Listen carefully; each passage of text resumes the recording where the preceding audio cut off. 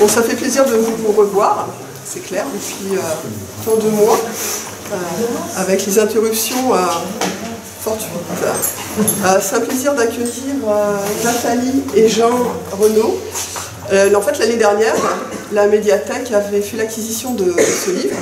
Vous êtes déjà plusieurs à l'avoir lu, relu, pris des notes peut-être.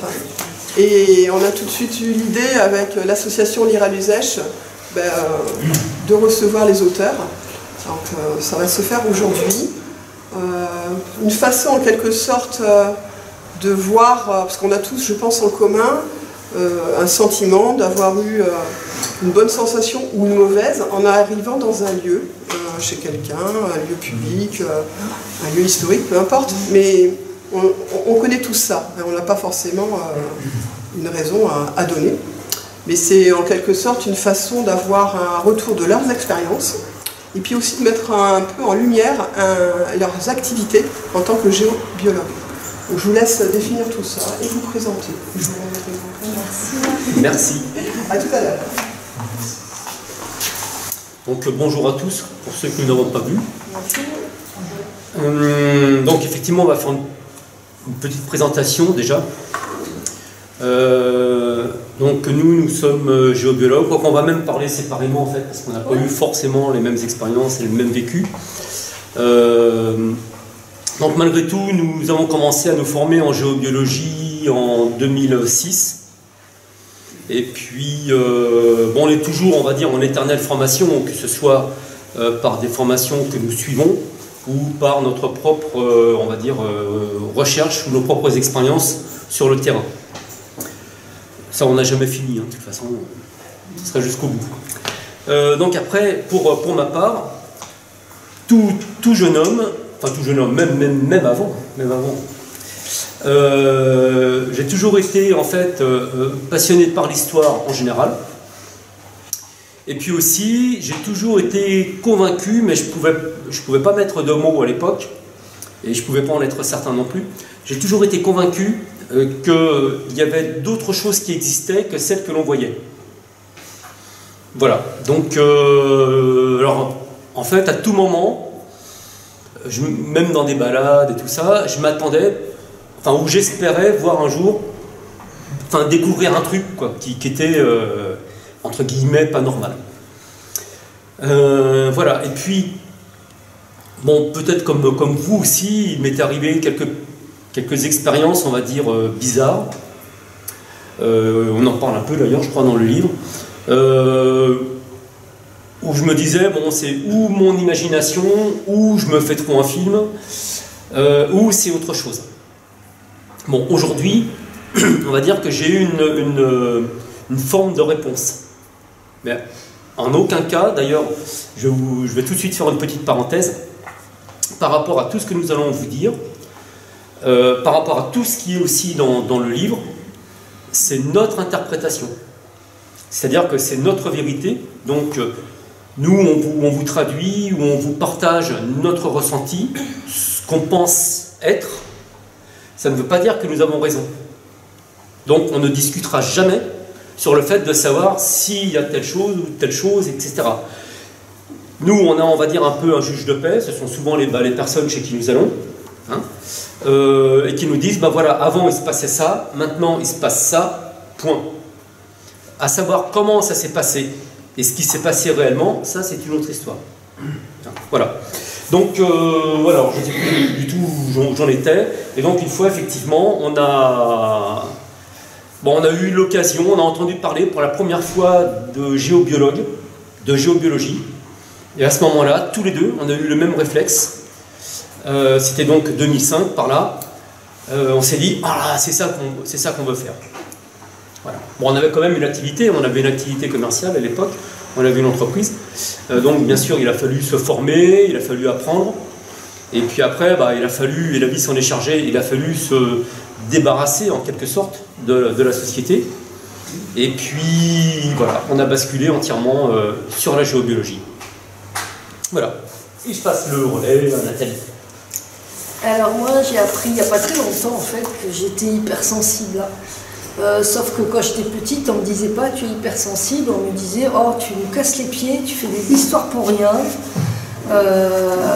Et moi je ressentais tout à 300%, que ce soit les émotions, quand on me disait quelque chose, ou le monde invisible qui commençait un petit peu à se manifester, mais je ne savais pas du tout, moi j'étais dans la choucroute complète. Et donc petit à petit, j'ai avancé avec, comme je pouvais, mes émotions très fortes, avec ma sensibilité, je sentais les gens, je sentais les animaux, je sentais les maisons. Mais pour moi c'était normal, je croyais que tout le monde était comme ça. Et donc c'est maintenant avec le recul que je me dis, ah oui, donc c'est vrai que j'étais complètement incomprise petite. Et je pense que ça vous est arrivé à beaucoup de vous sentir complètement incompris de par cette sensibilité exacerbée. Donc ça c'était un premier point. Après j'ai eu effectivement des manifestations, des choses comme ça m'a fait très peur. J'ai demandé à ce que ça s'arrête, ça s'est arrêté. Et puis petit à petit, en y revenant par l'astrologie, par l'énergie universelle, par la Kabbale, les tarots, et puis après la géobiologie. Alors là c'est vraiment la géobiologie qui a mis des mots sur ce que je ressentais par rapport au monde invisible, donc mémoire des lieux, mémoire de vie, mais de manière beaucoup plus générale encore. La géobio m'a fait comprendre ce qui se passait en moi quand j'étais confrontée à certains phénomènes. Donc voilà, pour traduire un petit peu mon parcours. Et donc il y a quelques années, il y a 1 an, 2 ans, un an et demi, 2020.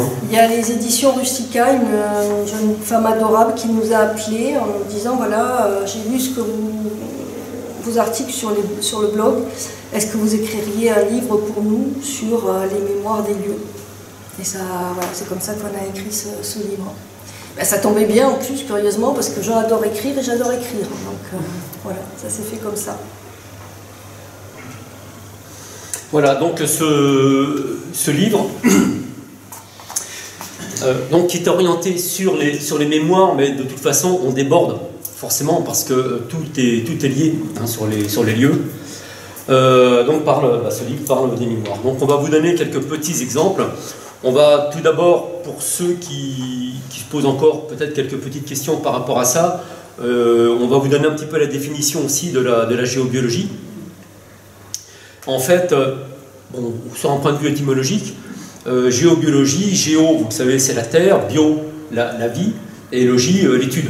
Alors c'est pas l'étude de la vie sur Terre, mais en fait c'est l'étude des phénomènes qui influencent la vie sur Terre.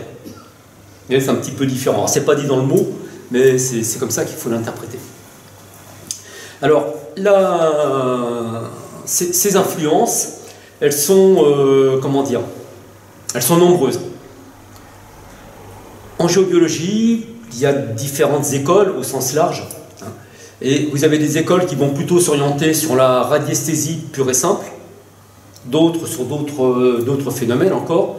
Nous, on est plutôt sur les autres phénomènes encore, c'est-à-dire qu'on va tenir compte effectivement des phénomènes telluriques, c'est-à-dire les phénomènes qui sont liés à la Terre, mais on va aussi tenir compte, et pour nous ça représente à peu près 50-50 quand on intervient sur un lieu, on va tenir compte de la mémoire, de ce qui s'est passé dans le lieu, et puis on va tenir compte aussi, alors là pareil on parle au sens large des présences qui sont sur le lieu. Alors, sans vous faire un stage de géobiologie ni une conférence de géobiologie, je vais quand même vous donner quelques clés pour bien saisir le truc. C'est que dans les lieux, alors toujours pareil, ça c'est notre vérité, mais c'est ce que nous avons constaté nous. Hein. Donc après, voilà, vous faites l'idée que vous voulez. On rencontre donc sur les lieux, on va dire principalement 2 types de présence. Ce sont donc des âmes, tout simplement. Hein. C'est-à-dire les âmes, vous avez la personne qui est décédée, et puis pour X raisons, et des raisons il y en a plein, son âme n'est pas montée dans la lumière. Donc tout ça, pareil, ça dépend aussi des croyances, mais en tout cas, voilà. Donc ces âmes, elles vont rester là, ou alors même elles viennent, on va dire, même d'un autre coin, d'une autre région, puis elles débarquent là. Ou alors les personnes ont vécu là, etc. C'est souvent le cas sur les lieux historiques, entre parenthèses.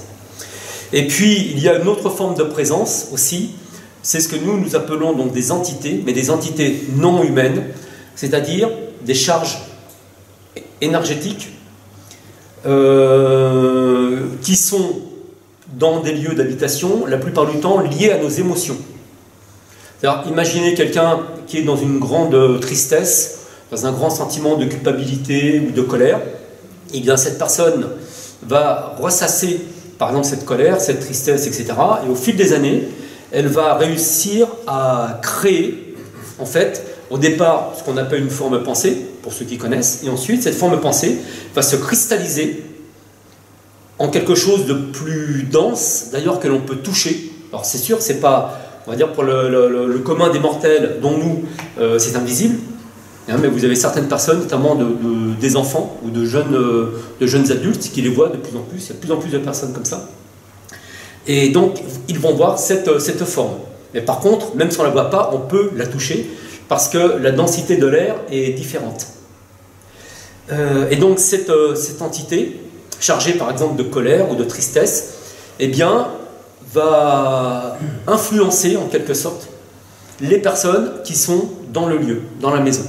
Donc cette personne va cristalliser par exemple une entité de culpabilité, admettons, et puis cette personne va partir, déménager ou mourir ou quoi que ce soit, en fait elle s'en va, d'autres personnes viennent.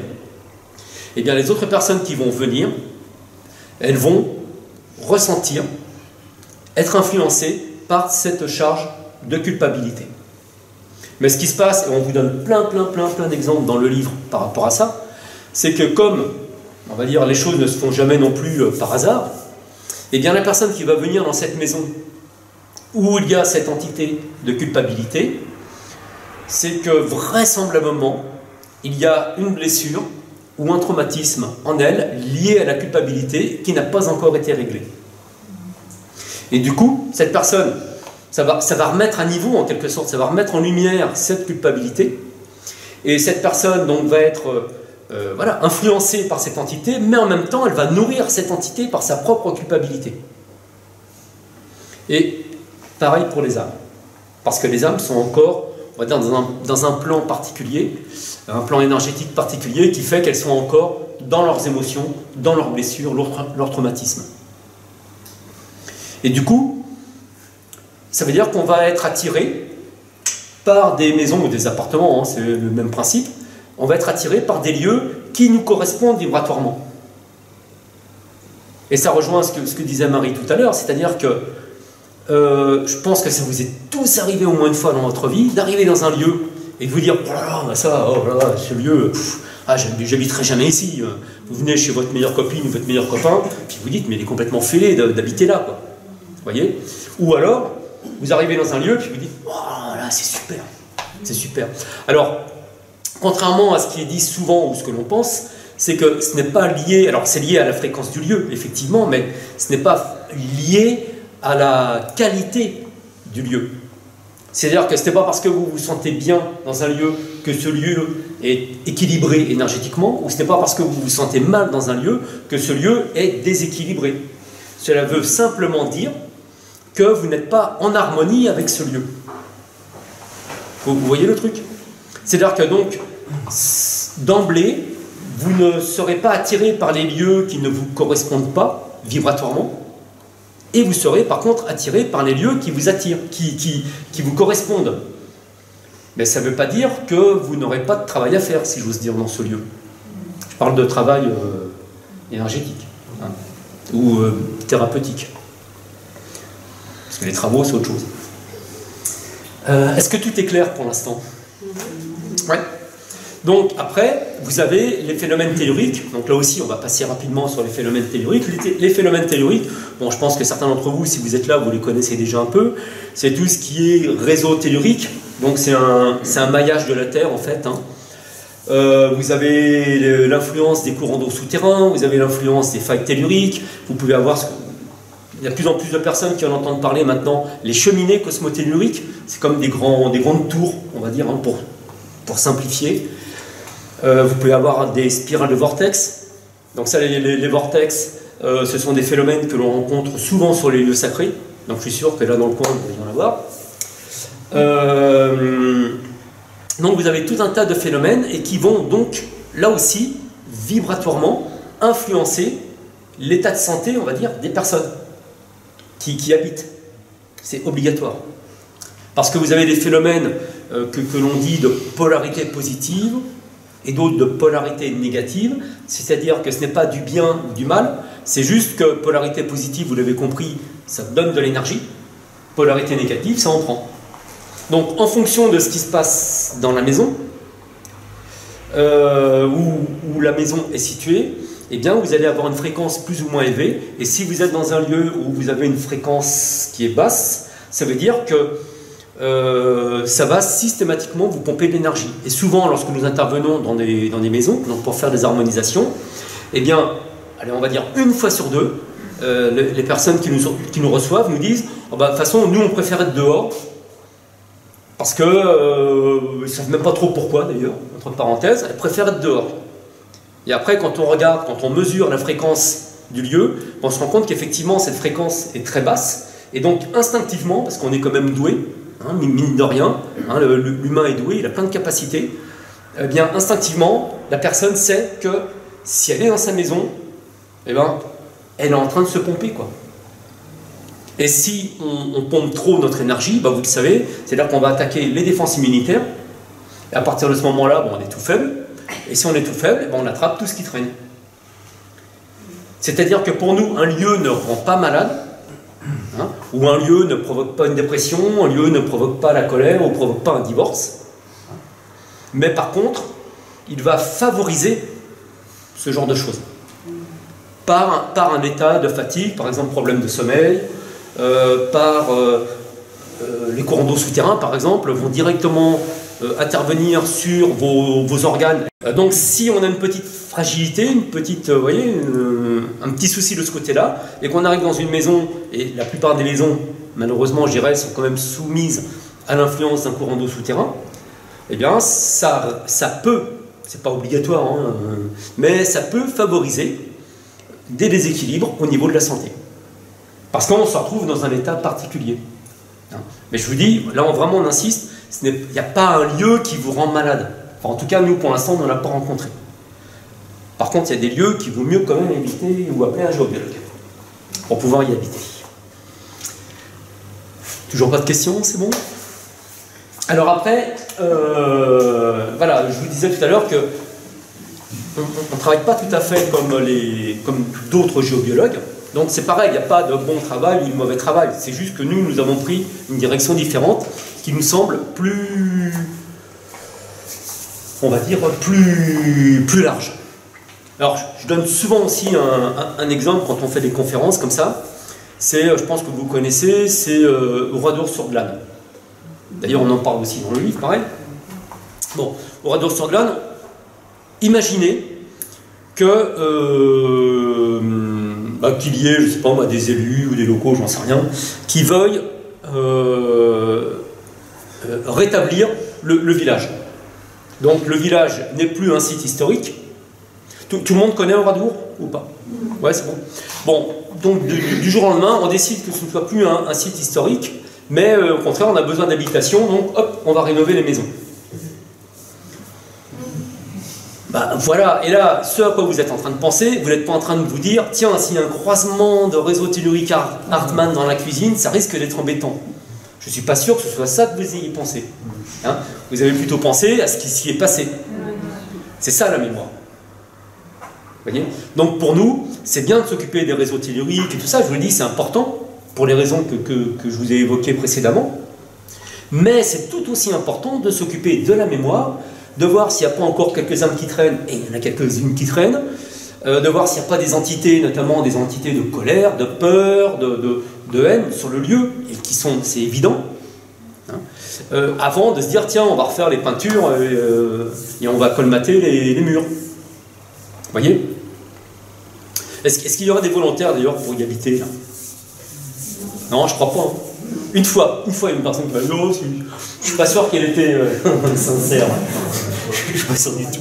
Mais bon, après, il faut tout pour faire un monde.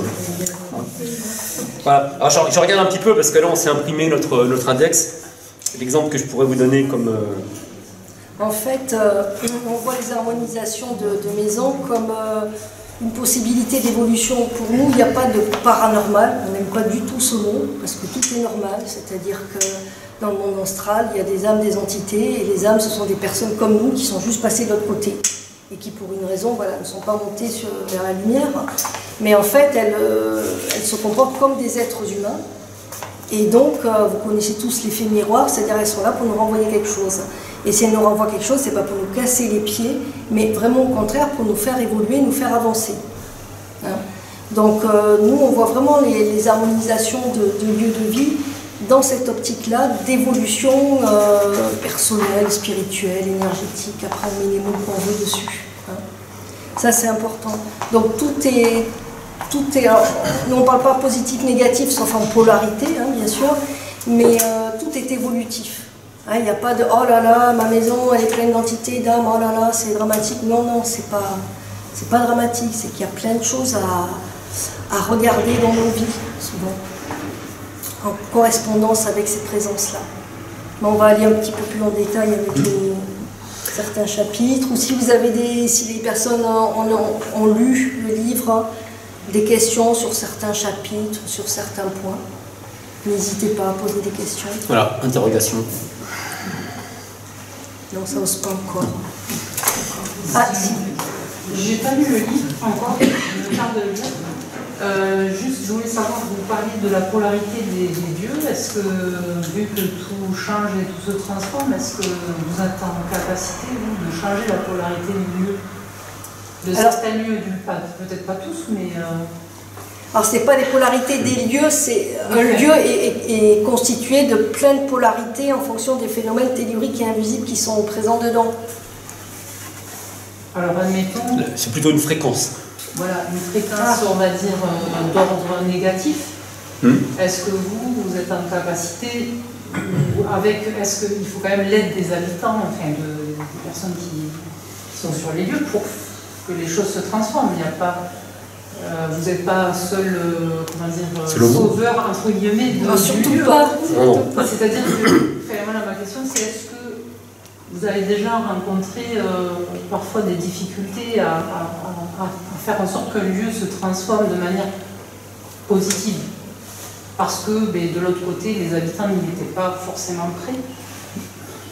Alors c'est une très bonne question, justement.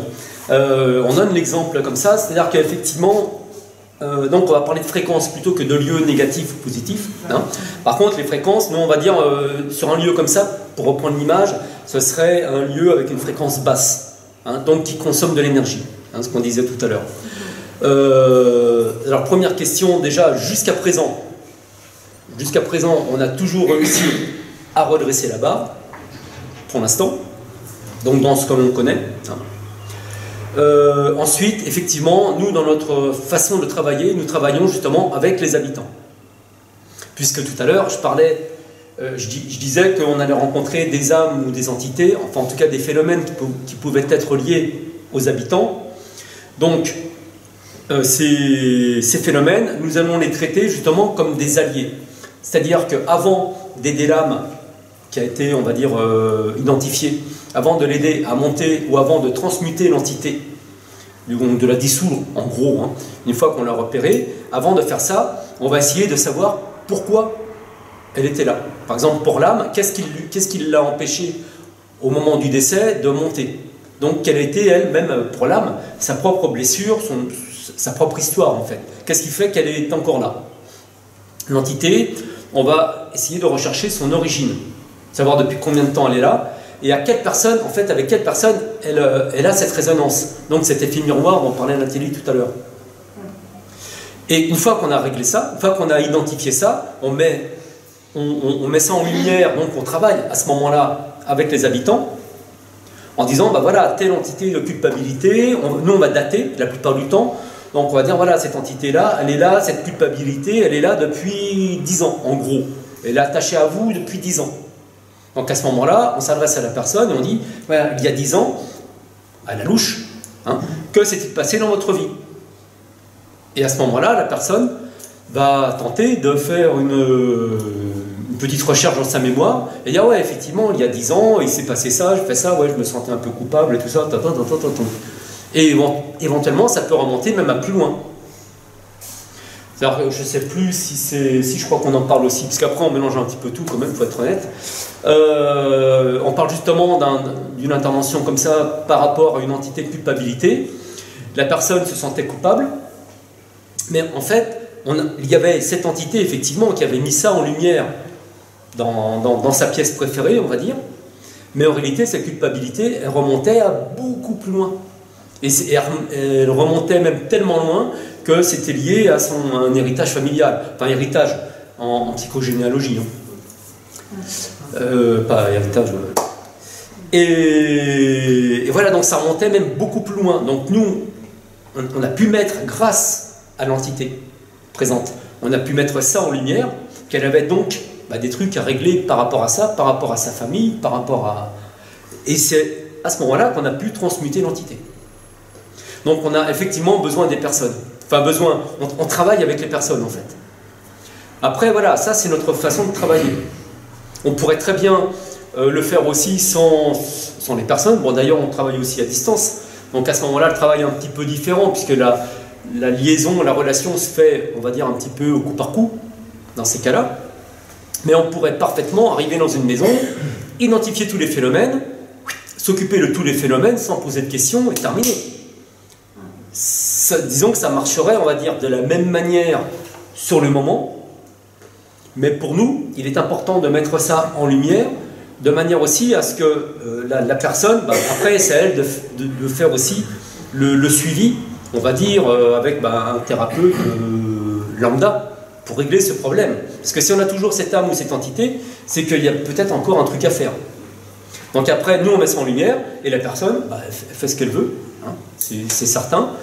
Mais ce qui est sûr, c'est que si c'est vraiment une blessure grave, et qui vraiment la prend au cœur, eh bien, si elle ne fait rien, on va dire, pour réparer cette blessure, elle sera toujours là, et donc on risque, à terme, de retomber un peu dans la création, par exemple, d'une entité, de sa propre part. Bon, après, la maison, elle sera quand même toujours allégée, parce qu'on sera quand même intervenu sur les phénomènes telluriques, on aura quand même fait le gros ménage, quoi, hein. Mais, pour nous, c'est vraiment un travail, on va dire, un travail d'équipe et de conscience entre les habitants et puis nous. En tout cas, ça peut aider la personne, en tout cas, à faire son travail. C'est le but. En tout cas, elle va prendre une prise de conscience par rapport au phénomène contemplé et sa propre histoire. Donc la prise de conscience est importante. Et donc, toujours pareil, par rapport à la question, l'exemple que je voulais donner, c'était donc c'était une maison du XVIe siècle, donc il y avait un certain passé. Et puis, la personne nous avait appelé parce que... bien, elle voyait, en fait, elle était clairvoyante, donc elle voyait les âmes se balader, tout ça. Bon, elle était habituée, en fait. Hein. Bon, après, ça dérangeait quand même pas mal son mari, parce que même quand il dormait, alors elle était, on va dire, passeuse d'âme, donc on entend beaucoup parler de ce terme, maintenant. Hein. Donc un passeur ou une passeuse d'âme, c'est une personne qui, on va dire, instinctivement, en quelque sorte, hein, aide les âmes en fait à monter lorsqu'elles ne sont pas montées. Bon. Et donc cette personne-là était, on va dire, passeuse d'âme, mais du coup ça déboulait de partout chez elle. C'est comme si elle avait branché sa maison en fait, ou s'ils avaient fait une dérivation, je sais pas moi, du métro ou quelque chose comme ça, puis que ça arrivait, boum, ça arrivait dans leur chambre, dans la maison, tout ça, quoi. Et donc jour et nuit, ça arrivait. Et parfois même avec fracas, des lumières, enfin tout un tas de trucs. Et donc son mari, il en avait un petit peu marre, parce que même quand ça arrivait, par exemple à minuit, 1h ou 2h du matin, hop, elle se levait, et puis elle allait, voilà. Donc ça commençait à poser quelques soucis quand même, au niveau du couple. Et puis ce qu'il a, comment dire, ce qu'il a décidé à nous appeler à l'époque, c'est parce que son fils, je crois qu'il devait avoir une dizaine d'années, il commençait aussi à les voir. Donc là, elle s'est dit, bon, quand même, je vais peut-être faire quelque chose. Donc elle nous a appelés, on a fait donc l'harmonisation de la maison, et puis à un moment donné, on s'est heurté à un petit souci, c'est qu'on était tombé donc sur... Alors il y avait plein d'âmes de partout, je dis, puisque ça déboulait, hein, mais on était tombé sur l'âme de sa mère, de son père et de sa grand-mère. Et donc on lui a dit, bah, ce serait peut-être bien aussi de les aider à monter, parce que en plus ce qui se passe, c'est que lorsque vous êtes en présence d'âmes comme ça, alors dans la maison ou même proche de vous, c'est que ces âmes vont justement vous pomper aussi de l'énergie. Vous voyez, même si c'était un proche dans sa vie, même si c'était l'être que vous aimiez le plus, bah, il n'empêche qu'on va dire passer de l'autre côté, il vous pompe votre énergie. Donc c'est embêtant. Et en plus, ce n'est pas forcément juste pour cette âme de rester coincée ici. Il faut qu'elle continue son évolution. Bon, ça c'est un autre débat. Et donc, on lui dit, bah, faudrait aider à monter la mère, la grand-mère et le père. Et là, à ce moment-là, pleure, etc. Et je me souviens, il y avait son mari qui était à côté, qui levait les yeux au ciel, qui vraiment, on sentait qu'il ça l'énervait un peu. Et en fait, elle n'a jamais voulu. Elle a préféré. Alors donc même, elle était thérapeute aussi. Donc à un moment donné, elle nous pose la question, elle nous dit, mais est-ce que vous trouvez, alors je ne sais plus si elle avait dit normal, logique, je ne sais plus.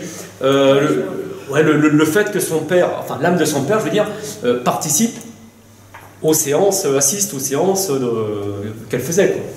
Donc elle dit, là, il y a peut-être un petit souci quand même. Et donc voilà, donc c'était une personne qui retenait ses proches, et ça n'allait pas, quoi. Ce n'était ni juste ni pour eux, ni pour elle. Et donc cette personne, quelques années plus tard, donc on va dire on a résolu nous, le gros du problème, mais pas ça. Les trois âmes, elles sont restées, puisqu'on n'allait pas non plus lui dire si on les envoie, de toute façon on n'aurait peut-être pas eu non plus la capacité, nous à ce moment-là, puis on n'est pas là pour forcer le truc.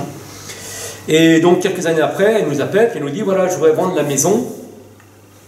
Parce qu'elle divorçait. Voilà, parce qu'elle divorçait, en fait. Et donc, c'est vrai que alors on nous appelle parfois, quand il y a la maison, elle était en vente depuis au moins 2 ans, je crois, et puis bon, elle ne se vendait pas, quoi. Mais là encore, en fait, c'est toujours une question de fréquence.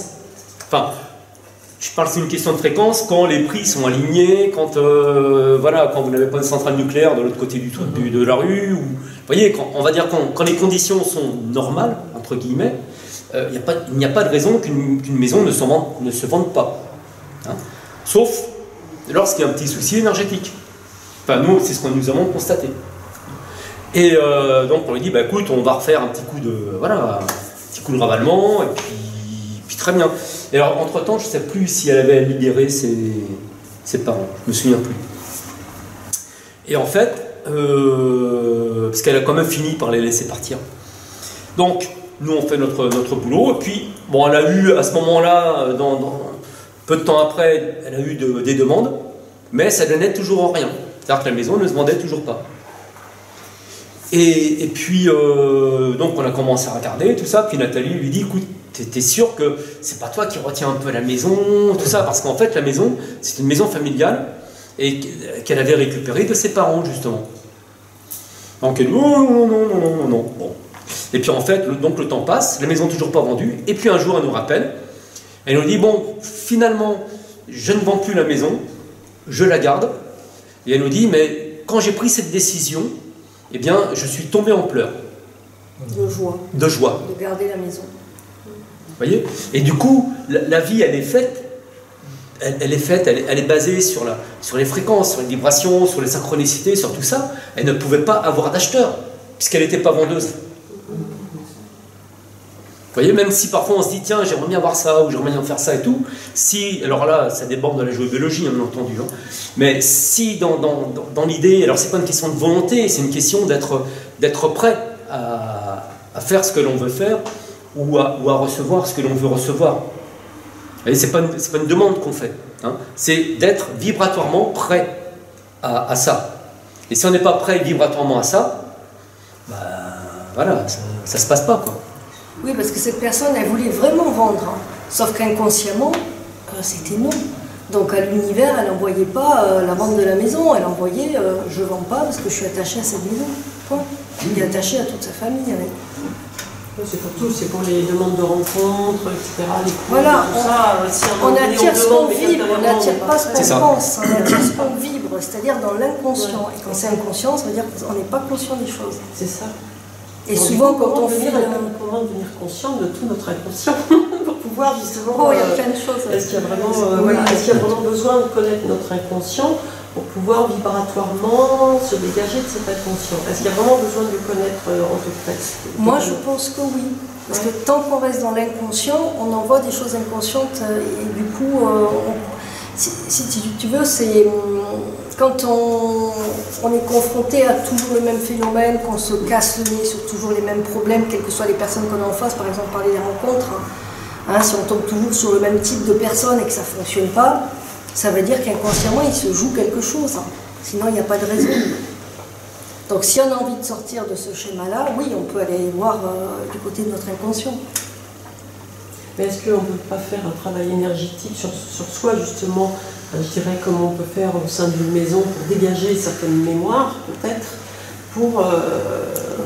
Alors moi, je ne suis pas trop pour ça, parce qu'il n'y a pas, pour moi, il n'y a pas de baguette magique, on t'enlève, parce qu'une fois, par exemple, une dame nous a dit, voilà, dans une autre vie, dans une vie karmique, j'ai fait des vœux de chasteté, de pauvreté. Conclusion, aujourd'hui, je suis pauvre et je suis chaste, enfin, j'étais célibataire depuis longtemps. Veuillez me faire sauter la mémoire, c'était ces mots. Je dis, on ne peut pas faire sauter une mémoire, ça fait partie de nous. Donc en fait, ce n'est pas un travail d'enlever une mémoire, mais c'est mon avis, c'est de l'intégrer dans notre vécu en sachant qu'on a vécu ça et qu'on est fait de ça. Et d'en ressortir les bienfaits, les avantages, parce qu'il y a toujours... quand on transmute une mémoire, elle devient positive. Et elle n'est pas là pour nous casser les pieds. Mais on n'enlève rien. On devient conscient, alors en fait on devient conscient et on de ce qui accueille s'est passé, on accueille, voilà, c'est ça. Pour moi, c'est beaucoup plus juste comme ça. Et c'est un travail de longue haleine, c'est pas en 1 ou 2 séances que ça se règle, ça, forcément. Et donc vous travaillez également non seulement sur des lieux géographiques, mais du coup avec les personnes, les mémoires, les personnes... Alors, moi je travaille en analyse, interprétation de rêves pour ça, pour aller justement voir au niveau de l'inconscient, au niveau des mémoires familiales. Ça se fait avec l'analyse de rêves. Ah, de rêves. Oui, c'est l'interprétation de rêves. Ouais. De rêves, d'accord. Oui, parce que dans les rêves, on est en ligne directe avec notre inconscient.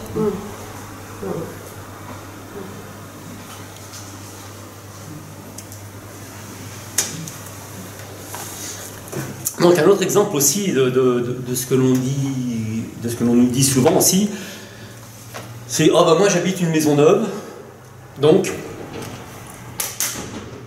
pas de mémoire. » Ouais, c'est une façon de voir les choses. Nous, la nôtre, elle est différente. La maison est neuve, mais pas le terrain. Et oui, le terrain, lui, il a de l'ancienneté. Je vais vous donner 2 exemples, enfin un troisième plus développé qui est déjà dans le livre, mais 2 là dont on est en train de s'occuper en ce moment. Vous avez une personne donc qui est dans l'est de la France, et puis donc elle, par l'intermédiaire d'un autre thérapeute aussi, d'un collègue donc qui s'est occupé d'elle justement sur un point de vue personnel. Donc nous on s'occupe d'elle sur un point de vue habitat, parce qu'en fait elle nous a expliqué qu'elle habitait donc elle habite du côté de Reims. Alors pour ceux qui connaissent un petit peu le côté de Reims, on va dire a connu pas mal de conflits, notamment avec on va dire les gens de l'Est, alors prussiens ou allemands, puisque ça a commencé même pendant les guerres napoléoniennes, et puis même avant, mais bon, là pour s'intéresser à cette histoire. Et en fait, donc la maison a été construite sur un terrain, d'après elle, qui a hébergé un ancien hôpital militaire pendant la guerre.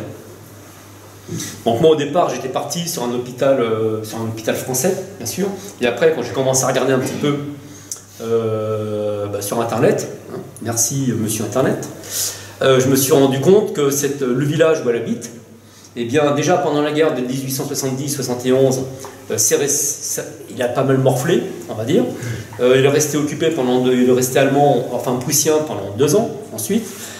Pendant 14-18, c'était le territoire allemand, en fait, le front il était au-delà, Donc peut-être qu'il y a eu à ce moment-là un hôpital, mais c'est plus compliqué de trouver un hôpital allemand. Et puis pendant 39-45, forcément, bah là c'était occupé dès le départ, hein, puisqu'on est côté Ardennes, forcément. Et petite cerise sur le gâteau, donc c'est son mari qui a construit la maison, donc théoriquement maison neuve, mais là quand même avec, vous voyez, un terrain, on va dire, déjà, on peut se poser des questions. Hein. Et en plus, le mari, il en a rajouté une petite couche, c'est que donc comme il était maçon, il avait besoin de ferraille, on va dire. Et pour renforcer les murs, il a renforcé les murs, bah, il ne s'est pas trop cassé les pieds à ce moment-là. Il est allé chercher des ferrailles qui traînaient pas très loin, dans le cimetière. Et il a récupéré donc des croix. Alors je ne sais pas si le cimetière était désaffecté, entre guillemets, enfin je ne sais pas trop comment. Ouais, mais enfin même des tombes, je ne vois pas comment des tombes peuvent être désaffectées, mais bon. Mais en tout cas, il a quand même récupéré les croix. Et il a mis donc les ferrailles dans les murs. Sauf que sur les croix et sur les ferrailles, il restait les portraits et des portraits d'enfants surtout. Vous voyez? Et hop, tout ça dans le mur. Et donc, elle nous a dit, enfin, elle avait dit, donc, ouais. Donc, elle avait expliqué quand même à notre collègue et puis à nous, on nous a dit quand même, enfin, je me sens pas bien, quoi. Hein. Mais ça fait un moment que ça dure, hein, parce que la personne est un peu âgée quand même. Et en fait, le mur donc, qui a ses ferrailles avec ses portraits, vous avez le mur, c'est dans sa chambre et elle a son lit qui est collé au mur. Et elle dort mal. Vous voyez, donc après, alors ça c'est pas du tellurique. Vous voyez, hein. Et puis après, vous pouvez aussi rencontrer des personnes qui disent bon, on s'en fout, c'est de la ferraille. Voilà. Mais en tout cas, quand on se branche dessus, je vous dis, on est vraiment en train de travailler dessus là, en ce moment. Eh bien, il y a autre chose qui sort du mur que des croix ou des portraits, je vous garantis. Donc voilà, on peut rencontrer ça. Et c'est une maison qu'ils ont fait eux-mêmes. Vous voyez. Et hier, j'ai eu une personne qui m'a appelé, donc elle est dans l'Hérault. Et pareil, maison récente, construite sur un ancien cimetière qui date de la Révolution. Et elle me dit, ouais, c'est bizarre, je vois des lumières, je vois des trucs... Bon, ça, les lumières, on n'en voit pas tout le temps, quand même. Mais elle me dit, ouais, enfin, elle se sent pas bien, quoi. Et pourtant, voilà, au départ, le terrain, il était... c'est après, ils se sont rendus compte qu'il y avait des croix, qu'il y avait des trucs... voilà. Mais ça, là, on parle de cimetière, on va dire, on parle de cimetière parce que c'est plus... Enfin, c'est plus flagrant, en réalité, hein. Dans l'imagination, tout de suite, on se dit cimetière, voilà, on voit les films d'horreur et tout, quoi. Bon, c'est pas comme ça dans la réalité. Mais il n'empêche qu'on peut parfaitement construire une maison sur justement un cimetière encore, à la limite, qui date du Moyen-Âge et que personne ne connaît. Ou alors, vous pouvez parfaitement construire une maison sur un lieu où il y a eu un combat, sans forcément une bataille. Vous voyez, où il y a eu des drames. Donc on pense souvent à ça. Mais après, vous avez autre chose qui joue. Imaginez une maison où vous avez un couple qui est, on va dire, en difficulté, et puis où il règne une grande violence. Eh bien, les personnes qui vont venir habiter dans cette maison après ce couple, eh ben, le résultat, il sera le même. Bon, ils ne tomberont pas sur des squelettes, mais ils tomberont sur des entités de violence, de colère, de frustration peut-être, de sentiment d'injustice, etc. Et le résultat, au niveau personnel, est le même. Vous voyez, souvent on se fixe sur des trucs qui nous font peur, ou, vous voyez, mais en fait, nous on est tombé dans des maisons où quand on entrait dans la pièce, on se mettait à pleurer tellement il y avait de tristesse. Et souvent c'était les chambres d'enfants suite à des divorces, ou alors au contraire, on entrait dans des pièces où on sentait vraiment une énergie extrêmement puissante de violence, d'agressivité ou même de violence sexuelle. Et la maison, voilà, elle n'était pas ni sur un cimetière, ni sur un ancien champ de bataille, et c'était la maison lambda, vous voyez. Donc, et là on parle de mémoire en fait, de mémoire, et qui sont liées du coup, par rapport aux événements, les personnes, je vous l'ai dit, vont créer des entités, etc. Et donc, pour reprendre encore dans le cas extrême, là on vous donne les cas extrêmes, mais toutes les maisons ne sont pas comme ça. Hein. Donc, rassurez-vous, quand vous allez rentrer chez vous, c'est pas la peine de regarder derrière les portes, sous le lit et tout, ça sera bien, ça sera comme avant, quoi, hein. Sauf si c'est déjà comme ça maintenant. Donc, pareil, on rencontre dans un salon, enfin un salon de bien-être, deux personnes qui viennent nous voir, la mère et la fille. Et puis, alors je fais une petite parenthèse, parce qu'il y a la vidéo comme ça sur notre site, donc justement leur témoignage à la suite de l'harmonisation. Et donc elles viennent nous voir parce que ça fait quasiment 1 an qu'elles ne dorment plus. Donc pareil, une maison qu'elles avaient construite, enfin que les parents avaient construit, donc la mère et puis le père, qui n'étaient pas là. Donc ils avaient construit leur maison sur un terrain. Et donc ça faisait vraiment 1 an que là, ils en avaient vraiment marre, quoi. Ils avaient vraiment beaucoup de mal à dormir. Et puis la jeune fille avait 17 ans à peu près à l'époque, et elle était ce qu'on appelle clairvoyante. Donc c'est ce que je vous disais tout à l'heure, c'est-à-dire qu'elle, elle voit les âmes ou elle voit les entités. Enfin là en l'occurrence elle voyait les âmes. Et donc ça, je crois que ça lui était arrivé à peu près vers l'âge de 15 ans, à peu près. Et depuis 15 ans, donc depuis l'âge de 15 ans, elle voyait. Et ce qui se passait, d'ailleurs la nuit qui précédait leur visite au salon, elle n'avait pas dormi la nuit, parce que toute la nuit, elle avait 2 chevaliers qui s'étaient battus dans sa chambre. Donc elle entendait, alors c'est tout juste, il n'y avait pas les chaînes, vous voyez, c'est des bruits de chaînes dans le couloir, mais en gros c'était ça, elle entendait les hennissements des chevaux, elle entendait le bruit de la bataille et tout ça. Et quand ça avait commencé, avec sa mère, elles avaient fait une recherche dans les archives du coin, parce que c'est au sud de Toulouse, et elles se sont rendues compte qu'elles avaient construit leur maison sur un ancien champ de bataille du Moyen-Âge. Donc pas de chance. Avec en plus dans le coin 3 fosses communes, bien sûr, des soldats tombés lors de la bataille, et elle les voyait. Et donc elle nous expliquait aussi, donc là ça allait un petit peu plus loin que d'habitude, c'est que les portes s'ouvraient ou se fermaient toutes seules, les objets se déplaçaient. Alors elle ne voyait pas les objets se déplacer, mais par exemple elles avaient un verre sur la table, elles allaient dans la salle de bain, le verre était dans la salle de bain. Bon après c'est pratique. Ça peut être pratique. Voilà. Mais bon, ça peut être aussi inquiétant quand on n'a pas l'habitude. Et voilà, donc on est intervenu donc, sur la maison. Et puis voilà, donc après on a vu pourquoi elle n'était pas venue là non plus par hasard. Vous voyez? Parce qu'en plus la mère nous a expliqué, mais moi je voulais absolument ce terrain. Vous voyez? Donc on a mis tout ça en lumière, on a travaillé sur les âmes, tout ça, donc on a fait notre boulot aussi. Et puis, 1 an plus tard, on les revoit, toujours au même salon. Donc on leur dit, bah voilà, ça va bien, tout ça, on était contents de se retrouver. Elle nous dit, ouais, ça va, tout, voilà. Et puis, tout en discutant, à un moment donné, elle nous dit, ouais, mais quand même, enfin, c'était pas un reproche. Elle nous dit, ouais, les âmes, elles reviennent, etc. Donc on dit, mais enfin, faut nous appeler, quoi. On assure le service après-vente, il n'y a pas de souci. Et puis en fait, en discutant, on a compris que les âmes n'étaient pas dans la maison. C'est-à-dire que la maison, elle était toujours vibratoirement, parce que c'est encore une question de fréquence, hein. La maison, elle était toujours vibratoirement élevée, ce qui fait que, alors c'était pas une protection, hein, mais les âmes ne pouvaient pas rentrer dans la maison parce que pour elles, la fréquence était trop différente d'elles, un peu comme nous, ce que je vous expliquais au début, donc elles ne pouvaient pas rentrer dans la maison. Mais par contre, elles étaient à l'extérieur, sur le terrain. Et ce qui se passait là, c'est pas donc la jeune fille ne voyait plus des chevaliers, des soldats du Moyen-Âge, puisqu'ils étaient tous partis. Mais par contre, elle voyait les âmes de décédés récents, notamment des accidentés de la route, etc. quoi. Et qui venaient la voir parce qu'elle était passeuse d'âme. Vous voyez? Ça, ce sont vraiment les cas extrêmes. Non, oui. Et ces âmes sont en capacité de passer dans la maison malgré le... Là, elles ne pouvaient pas rentrer à cause de la fréquence. Aucune âme ne peut rentrer si on augmente suffisamment la fréquence de la maison. Normalement, oui.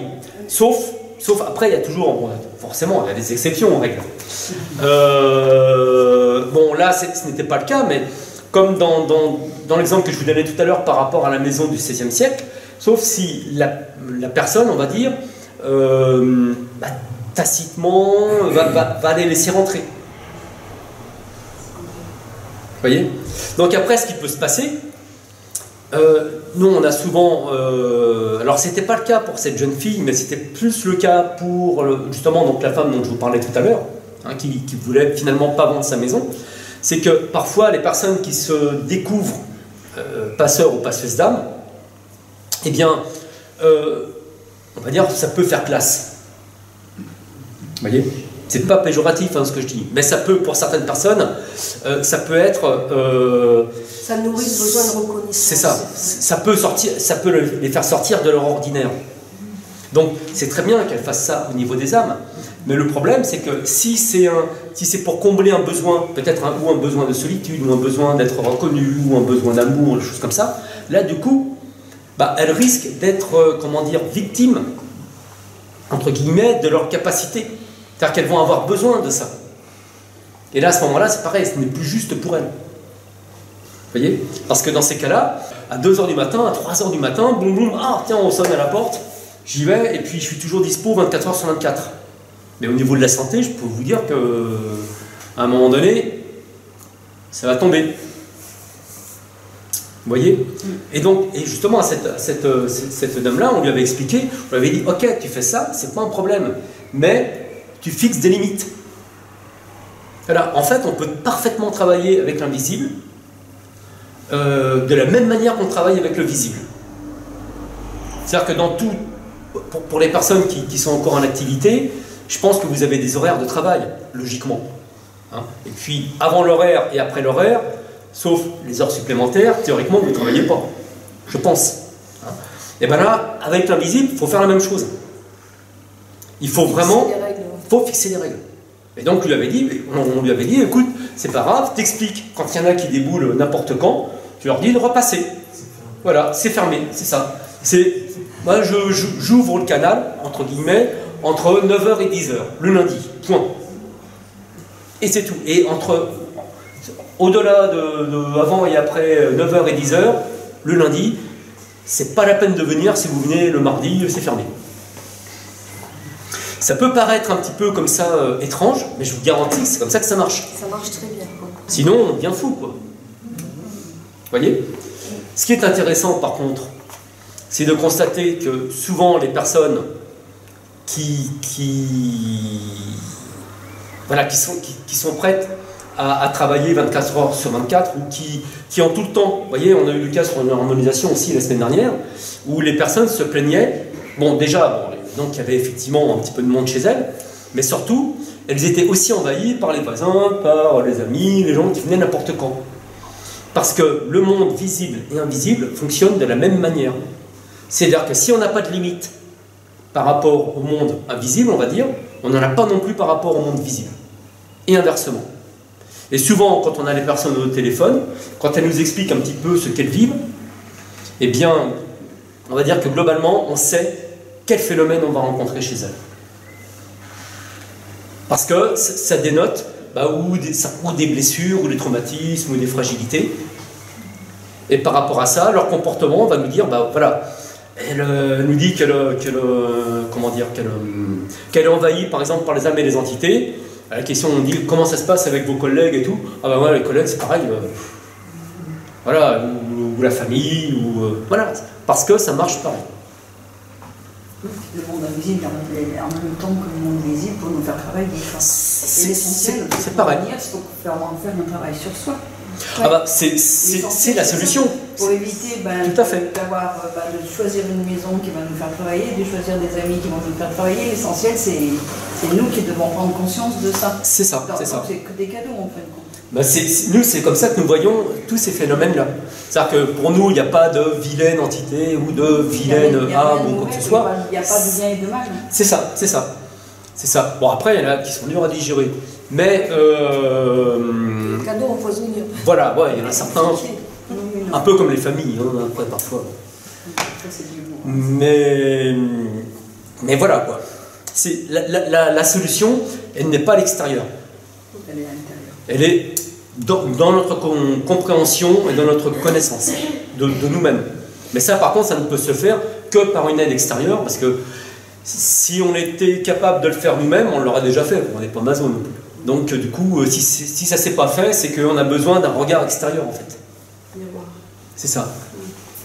Et au niveau des protections, qu'est-ce que vous pensez des protections? Est-ce que vous faites des protections énergétiques quand vous rentrez ou pas? Non. En fait, On travaille avec nos guides. c'est ça. Voilà. D'accord. Donc ça, c'est la protection. Parce que le fait de demander une protection, quelque part, c'est de créer le fait qu'on risque d'être soi-même C'est en qu'on a peur. danger. Voilà. On crée, en fait, même On le vive, on danger. a C'est ça. peur, puis ensuite, ces types de protection-là ne durent pas très longtemps. Nous, une harmonisation, ça se dire à peu près 3 heures, donc il faudrait renouveler la protection en permanence, c'est pas... Et vous travaillez avec des guides, quoi, Ouais. en fait, hein, par Des alliés. messages ou... Alors, vous faites une connexion, enfin, ouais, alors je voudrais quand même revenir un petit peu là-dessus, c'est-à-dire que nous, on ne fait pas de protection. Par contre,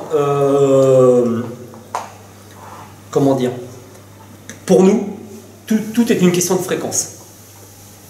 Donc à partir, et ça rejoint la maison de l'exemple qu'on donnait tout à l'heure par rapport à la maison, c'est-à-dire qu'on va se connecter, alors pareil, dans le livre, on parle de Sri Aurobindo et de Mère, donc qui sont des guides spirituels qui vivaient au début du XXe siècle. Ce sont eux, pour ceux qui connaissent, qui ont créé Euroville en Inde, et donc l'ashram là-bas. Donc qui ont proposé aussi tout un enseignement par rapport, on va dire, à la façon de vivre, leur façon de voir les choses, etc. Et de se connecter justement, on va dire, au divin. Donc nous, lorsqu'on parle de divin aussi, on ne parle pas de religion. On parle de l'énergie divine. Et donc, lorsque nous intervenons, c'est à l'énergie divine que nous nous connectons. C'est-à-dire qu'on va... Alors là, c'est pareil, c'est une image, mais en fait, on va prendre conscience de notre qualité d'être divin. Et à partir du moment où on reprend conscience, parce que ça, on l'oublie tous, hein, on l'oublie tous, mais à partir du moment où on reprend conscience, ne serait-ce qu'un bref instant, de cette énergie divine qui est en nous, qu'est-ce que vous voulez qui nous arrive? Il faut avoir vraiment la foi.